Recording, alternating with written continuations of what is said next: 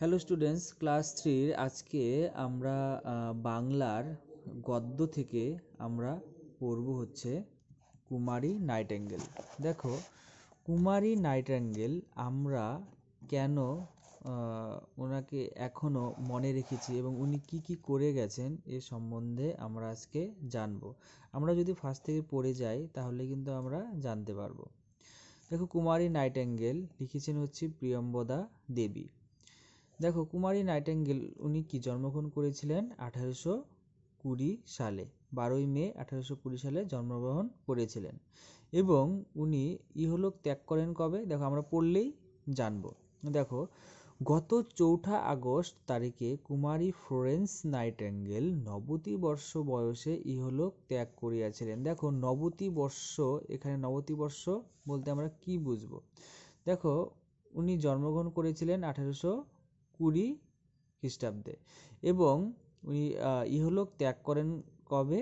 1910 খ্রিস্টাব্দে। দেখো, তাহলে 1820 থেকে 1910 এখানে হচ্ছে 90 ইয়ার্স কিন্তু হয়ে যাচ্ছে, 90 বছর কিন্তু পার হয়ে যাচ্ছে 12ই মে থেকে 4 আগস্ট। তাহলে কি 90 প্লাস হয়ে যাচ্ছে, তাই কি বলেছে 90 বর্ষ, 90 পেরিয়ে যাওয়ার পর তিনি কি ইহলোক ত্যাগ করিয়াছিলেন।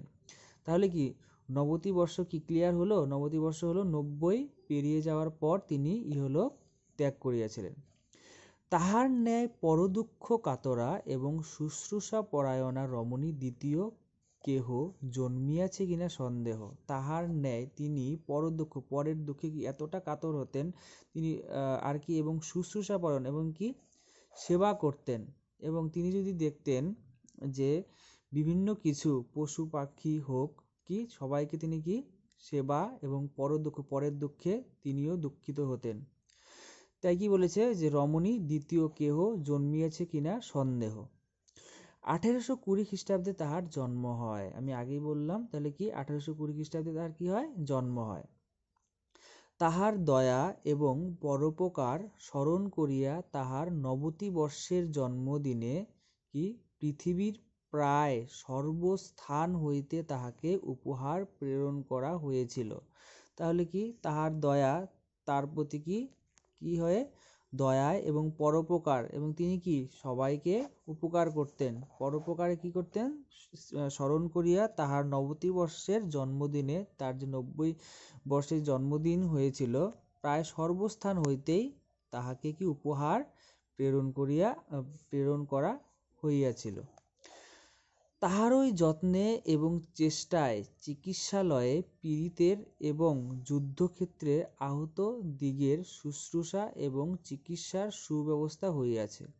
দেখো, তাহারই যত্নে ও চেষ্টায় চিকিৎসালয়ে পীড়িত, যারা কি পীড়িত আমরা কাকে বলবো? যারা অসুস্থ ব্যক্তি, তারা কি আমরা পীড়িত বলতে পারি, অসুস্থ ব্যক্তি। তাদের কি চিকিৎসায় পীড়িত এবং যুদ্ধক্ষেত্রে আহত দের শুশ্রূষা এবং চিকিৎসার সুব্যবস্থা হয়েছে, তাহার চেষ্টায় কিন্তু এগুলো হয়েছে। বাল্যবধি কুমারী ফ্লোরেন্স বড়ই কোমল হৃদয়া ছিলেন। কোমল মানে কি? নরম। তিনি কি খুবই নরম হৃদয়ের ছিলেন। প্রকৃতির তরুলতা পশু পক্ষীর সৌন্দর্য যেমন তাহার মন আকর্ষণ করিত, তেমনি তাহার অসহায় অবস্থায়ও তাহাদের অসহায় অবস্থায়ও তাহার করুণ উদ্রেক করিত।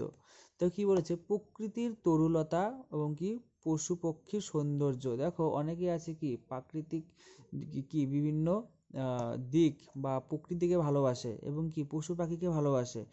দেখো, এখানে বলেছে প্রকৃতির তরুলতা ও পশু পক্ষীর সৌন্দর্য যেমন তাহার মন আকর্ষণ করিত, তার মনকে টানতো এই দিকে, আর কি তেমনি তাহাদের অসহায় অবস্থা তাহার করুণ উদ্বেগ করিত। এবং তাদের যদি অসহায় পরিণতি হতো তাহলে কি তাহার কিন্তু কি করুণ উদ্বেগ করিত। তিনি কি তাদের সেই অসহায় দিক তিনি দেখে থাকতে পারতেন না। কি বলেছে তারপর দেখো, বনের পাখি কাঠবিড়ালি তাহার পোষা হইয়া যাইত। বনের পাখি তারপর কাঠবিড়ালি কি করতো? তাহার পোষা হইয়া যেত। আমরা কি বাড়িতে অনেকেই কুকুর বিড়াল এগুলো কি গৃহপালিত পশু হিসেবে থাকে। এবং ফ্লোরেন্স নাইটিঙ্গেল তিনি কি করতেন, বনের পাখি কাঠবিড়ালি তাহার পোষা হইয়া যাইত। তিনি সর্বদাই তাহাদের নিজের হাতে আহার দিতেন। তিনি কি করতেন, এদের যে যারা থাকতো বাড়িতে তাদের কি নিজের হাতেই তিনি খাবার দিতেন।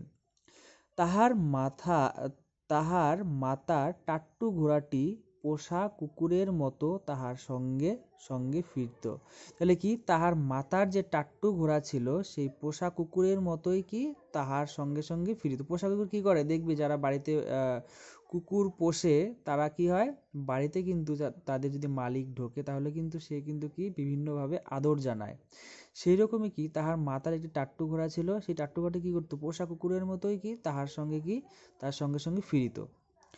বাল্যকালে গ্রামের ধর্মযাজকের সহিত তাহার বিশেষ বন্ধুত্ব ছিল।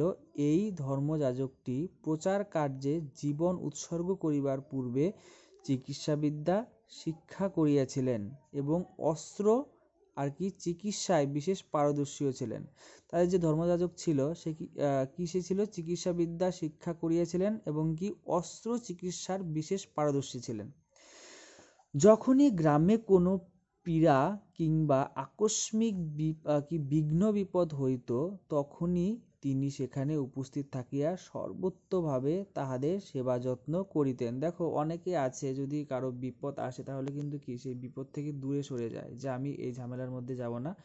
কিন্তু তিনি কি করতেন, তিনি যখনই কারো কি কোনো বিপদ আসতো বা কি করতো বা কোনো পীড়া, যখন কোনো অসুস্থ ব্যক্তি বা যখন কি অসুস্থ হয়ে পড়তো বা আকস্মিক কোনো বিঘ্ন বিপদ হতেই পারে, যে কোনো সময় হতো, তখন কি করতেন তিনি সেখানে উপস্থিত থাকিয়ে সর্বোত্তভাবে মানে যে কোনো প্রকারে যে কোনোভাবে তিনি কি তাহাদের সেবা যত্ন করিতেন। কুমারী ফ্লোরেন্সও সেই সকল মেয়েদের তাহার সঙ্গী হইতেন। কুমারী ফ্লোরেন্সও কি সেই সকল মেয়েদের সেই সকল সময়ে তাহার সঙ্গী হইতেন। দেখো সেই সময় কি যারা এই বিভিন্নভাবে কি বিঘ্ন বিপদ হতো সেই কুমারী ফ্লোরেন্স কি করতো, সেই সকল সময়ের তাহাদের কি সঙ্গী হতেন। এই সময় একটি কুকুর সাংঘাতিক রূপে আহত হয়। কুকুরটি কি একজন বৃদ্ধ কৃষকের। দেখো সেই সময় কি হয়েছিল, একটি কুকুর কি সাংঘাতিক রূপে আহত হয়েছিল আর কুকুরটি কার ছিল, একটি কি বৃদ্ধ কৃষকের। সে তাহাকে কি বড় যত্ন করিত। এই কি আমরা কি বাড়িতে কিন্তু অনেকেই কিন্তু কুকুর পুষি, তাই তো। দেখো গৃহপালিত কি অনেকেই কি খুব ভালোবাসে, খুব যত্ন করে। সেই রকম বৃদ্ধ কৃষকটি কি করত, তাহার সেই যে পোষ্য ছিল কুকুরটি তাকে কি বড় যত্ন করিত। কিন্তু বিদ্যালয়ে কোনো দুষ্টু বালক প্রকাণ্ড প্রস্তরাঘাতে তাহার পিছনের পা ভাঙিয়া দেয়। দেখো কোনো একটি পাথরের টুকরো দিয়ে কি করে, সেই একটি ছেলে কি করে, সেই কুকুরটির পা ভেঙে দেয়। তাহার যন্ত্রণা দেখিতে না পারিয়া কৃষক তাহাকে গুলি করিয়া মারিবার কি ইচ্ছা প্রকাশ করেন। দেখো তার কুকুরটি তার কাছে খুব প্রিয় ছিল, কিন্তু সে বৃদ্ধটি দেখছে তার কুকুরটি তিলে তিলে মারা যাচ্ছে, সেই যন্ত্রণা সে সহ্য করতে পারছে না। তাই বৃদ্ধ কৃষকটি কি ভাবলো, যে এই তিলে তিলে মরার চেয়ে তাকে আমি গুলি করে একবারে মেরে ফেলবো, এই ইচ্ছা সে প্রকাশ করেছিল। কিন্তু কুমারী ফ্লোরেন্সের যত্নে সে পুনরায় সুস্থ হইয়া ওঠে। কিন্তু দেখো কি করে কুমারী ফ্লোরেন্স, সে এত সুন্দরভাবে সে যত্ন করে যে সে কি পুনরায় আগের মতো কি সুস্থ হয়ে ওঠে।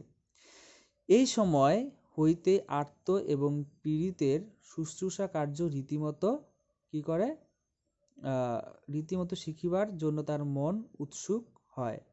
দেখো যারা কি দুঃখী, আর্ত পীড়িত দুঃখী আর যারা অসুস্থ তাদের কি শুশ্রূষা কার্য রীতিমতো শিখিবার জন্য তার মন উৎসুক হয়, তার মনের ইচ্ছা হয়।